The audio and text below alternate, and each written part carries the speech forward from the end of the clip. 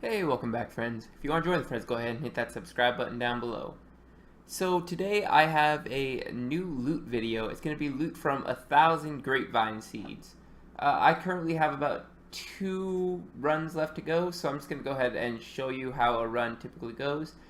First things first is I do this at the end of my farm runs. That way I have the Master Greenfinger aura still active. But the first thing I do is I teleport to Varrock. This is going to get me closest to the one in between Varrock and Lumbridge.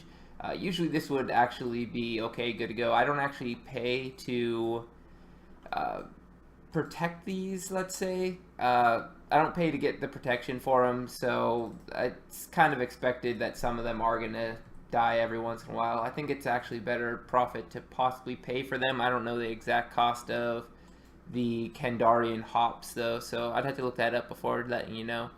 But usually you would harvest it and make them into notes with the tool leprechaun here. I'll show you that at a later patch. But then you withdraw 2 super compost and 10 planks. Go ahead and use one of the super compost with the patch. Use the planks, it's going to take up 5 planks, and then you use grapevine seeds, it's going to take up 4 grapevine seeds. The next place I'm going to go is going to be to Sears Village. Sears Village is going to be a relatively close one as well. You just run a little bit to the northwest.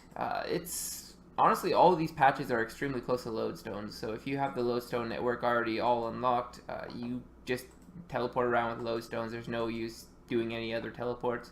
But as you can see here, this is what the grapevines are supposed to look like. I do usually just have my inventory kind of set out, that way I know where everything is supposed to be. As you can see here, I actually got a double Graves of Ceradomin, so that right there is like 40 or 50,000 that I got just from activating the Master Green Fingers. Sometimes you hit it up on the Grapes of Guthix, and the Guthix ones are the least expensive ones, so they're the ones that you don't really want to hit it on, but a lot of times you do hit the Ceradomin or the Varrock grape or Zamorak grapes. So that's going to be the best ones, and that's why I am actually using Greenfinger Aura. After that, all you do is teleport to Yanil. Yanil is, again, a relatively close one. Like I've been saying, all of them are relatively close. It's right in the middle of Yanil. Here is the next hops patch. Go ahead and harvest up all of these grapes. If you didn't already know, there are 4 hops patches. This is the third of 4. I'm just going to show you the 4th one here in a second. It just takes a couple seconds to actually harvest from these. Also, the tool leprechaun is capable of noting any items that you are harvesting. I don't think there's very many exceptions. I know that there's a couple, just like the pineapples in the Karamja. That way you can't just farm pineapples really quick because there's literally pineapple plants right next to the guy. This is where I withdraw another 2 super compost and another 10 planks. Go ahead and use the super compost, planks, and the grapevine seeds. And the last location you're going to go to is Port Sarim. If you haven't already noticed, this takes about 5 minutes per trip. You could check the aura timer right here. It was at about 16 minutes. It's probably going to be about 11 when I finish it up. The last one is actually on Intra, so you're going to want to go to the bank deposit box here and just deposit everything in that you are wearing, assuming you don't have anything that is going to be bad to have in your inventory. You just kind of click on him and he instantly teleports you here. If you haven't already seen it, I will put a link down in the description how to get rid of the travel cutscene as well as the loading screens. It's extremely useful. It saves you like 10 or 15 seconds every single time you do one of these runs. But you just pick the last of these and then you plant up your next grapevine seeds, and that's going to be the 4-patch way of making these grapes of Zamorak, Ceradomin, and Guthix. I'll come back once I get the final loot so I can show you guys exactly what I make. Coming in with the final loot here from 1,000 grapevine seeds. So it looks like the grapes of Zamorak are going to be the most common ones to get. That was kind of expected just with the way that you actually collect them.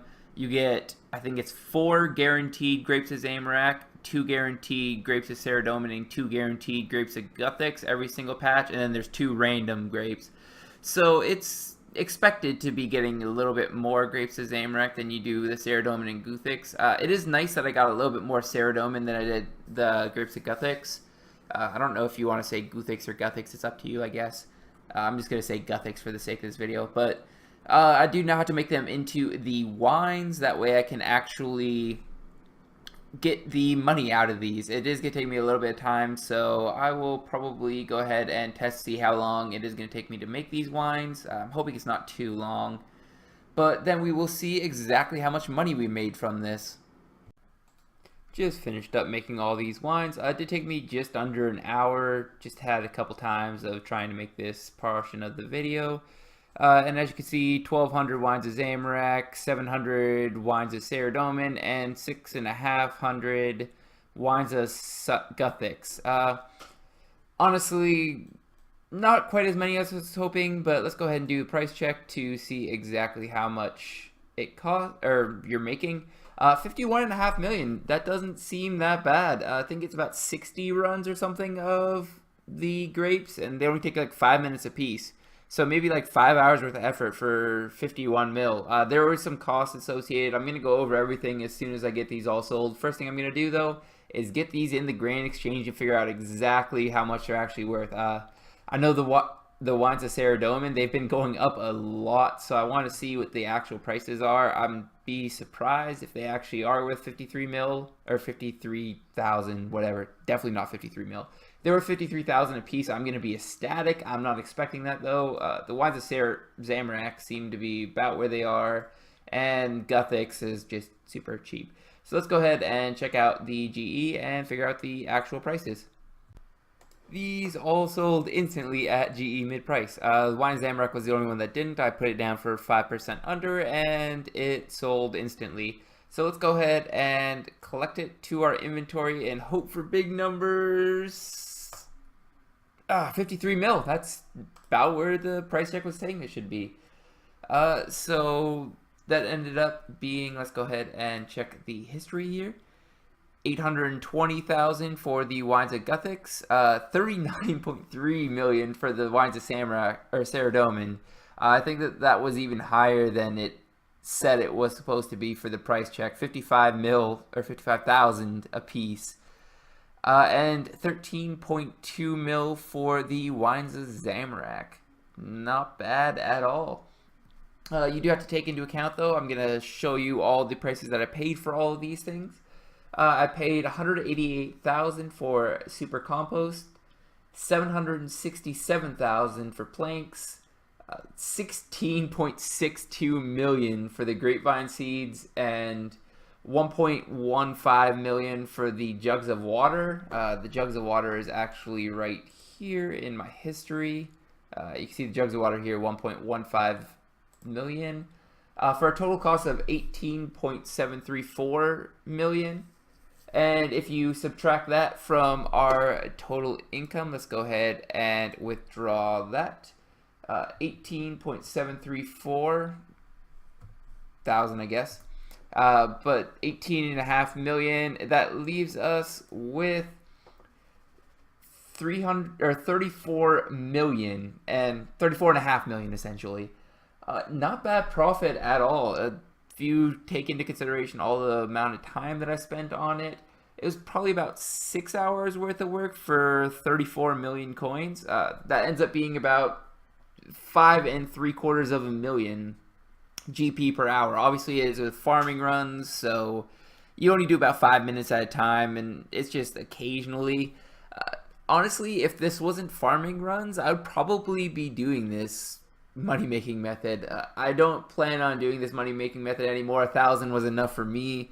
But I know a lot of people that actually enjoy farming, so this is a really, really good way of making money if you're trying to get some farming experience as well as getting some money. I think it was a total of about 700,000 farming experience, and on top of that was about 500,000 cooking experience. It would have been 1,000,000 cooking experience if I decided to do this in double experience weekend, but didn't want to wait that long and then possibly have prices of everything crash.